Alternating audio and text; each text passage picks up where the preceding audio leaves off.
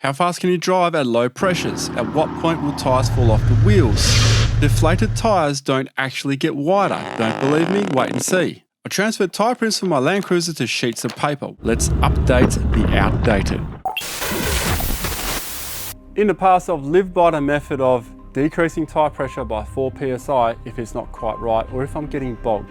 And you'll often find this advice in magazines and books and online. And I've conveyed this message to a lot of people out there through a lot of my videos. That advice now, after my tyre print experiment, you can see that from 40 psi down to 25 psi, it doesn't move much. However, when dropping pressure beyond 20 psi, the rate of gain is much bigger. At least 20 to 35 millimeters of extra footprint per 5 psi. If you get bogged at 30 psi or 25 psi, dropping 4 psi is not going to help much. Don't waste your time. However, if you're at 15 psi and you drop by 5, you now have a world of gain when it comes to a footprint. What should the advice be then? Forget the 4 psi increments and stick with, if you're in trouble, drop it right down. You can always pump them back up. And here's an example of that. Day and night difference. Very, very, very soft. Okay, what are we down to? We're already pretty low, like 16 psi. 10 psi. Oh, we got movement. Enough of me getting bogged. In the past, I used to go by that 4 psi. You know, I'll just drop by another 4, see how it goes. I was wasting my time a lot. If you get bogged at 25 psi and it's in sand, go straight to 10 and it'll get you out. And then judge how the vehicle's going after that. If you still find that the vehicle is getting sideways, you likely need that pressure for some time. Because even if you pump it back up to 15, it's probably too much for the situation that you're in. So don't stuff around. Just go right down, otherwise you end up in a recovery. And if you're bogged, don't be scared to go right down to 5 psi. I mean, look at that footprint. That is huge. How fast can you go at these low pressures though? Well, I'm covering that in this video. Do tyres just fall off the wheels? Do they debead themselves? Well, it's often said you got to be careful at low pressures, don't steer too sharply. Although it is correct, it's kind of misleading. Without the proper information of how low do you need to start worrying, it's kind of scaremongering. People are often too scared to go low with their tyres because they've heard this information. They end up being bogged because they're too scared to drop their tyres until they get bogged and they have to. So at what pressure do you need to worry? Let's take a common circumstance. You're on the beach. That's the most common one where you are really low. 15 psi. Believe it or not, I've yet to debead a tyre at 15 psi. And I have reefed cars around on the beach during test driving, even lower than that. 15 psi, it's quite solid. It's quite stuck on that wheel. It's not going to come off unless you have some bad luck or you're trying to flip the car over. Then it could happen. 10 psi, start to be a little bit more careful, but if you need to reef that steering wheel to get a sharp turn to get off the beach, in some situations, that's what you got to do. Don't worry too much. Get yourself off that beach. Of course, if we're down as low as 5 psi, what are you doing at 5 psi to start with? That's when you're bogged. Are we getting serious? So of course, if you just got out of a bog, take care.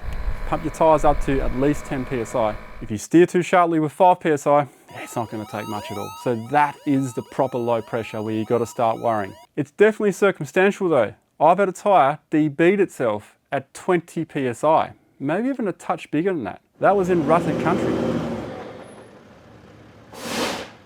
All the pressure from the weight of the vehicle into that bank debeaded my tyre. Definitely comes down to the situation.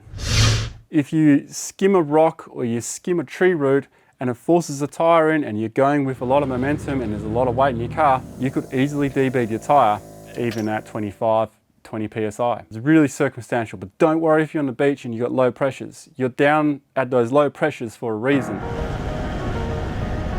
Never judge your tyres by how wide they look. Why? Contrary to popular belief, it's all about the length of the footprint. It might look wide, but what's actually contacting the ground, the length. Take for instance, 30 psi versus 5 psi for my experiment. They're just as wide. If anything, one might be a couple of mil wider, that's it. Think of it like a tank with its tracks.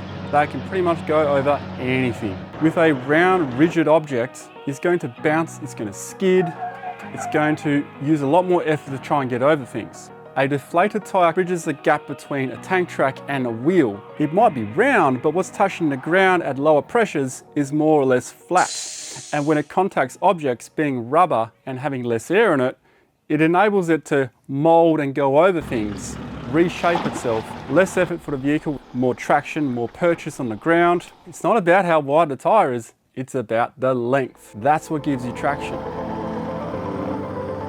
How fast can you drive on your tyres at lower pressures? The most unknown fact of four-wheel driving and lowering your tyres.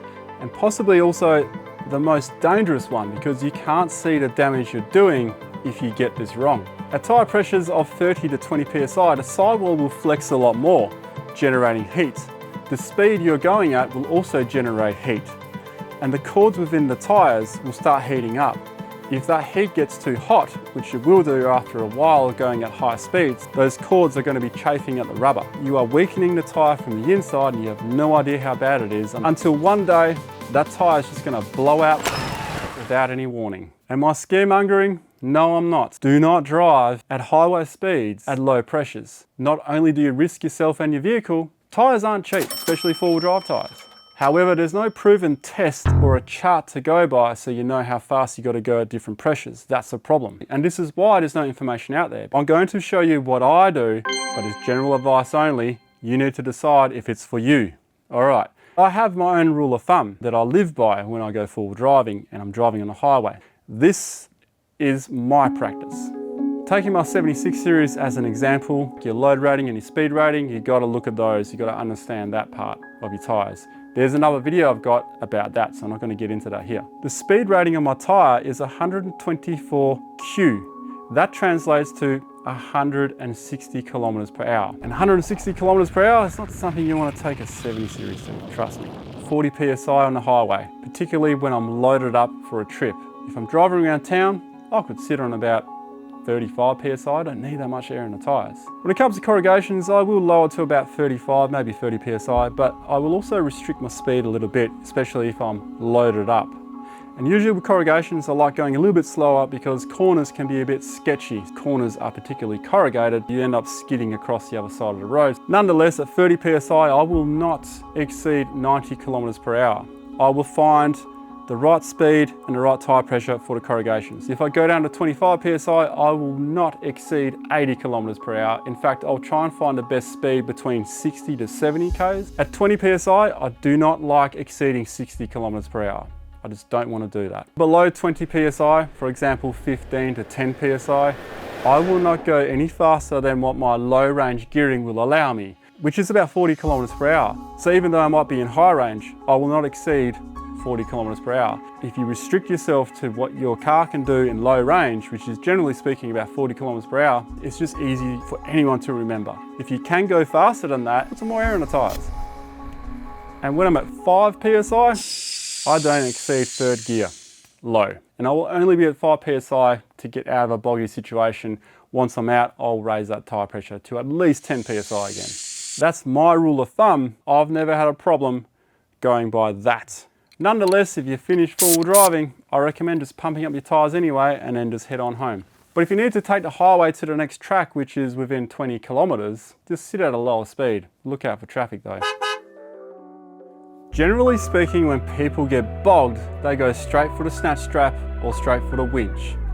When in fact, what they should really be looking at is lowering their tyres even more. Why? There's a number of reasons.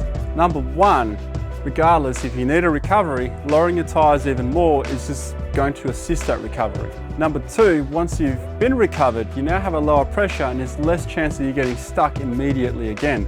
Often people will throw max tracks down or get a snatchy only to get stuck again later. And the third thing, having lower pressures, there's less chance of something going wrong during the recovery. For example, there's less need to yank that snatch strap way too hard. Because your tyres are now deflated, you got more traction, you can get out easier. In other words, it means less force and effort is required to recover that stuck vehicle. Found this video useful? Guess what? I got hundreds more. If you want more help and advice, check out these videos here.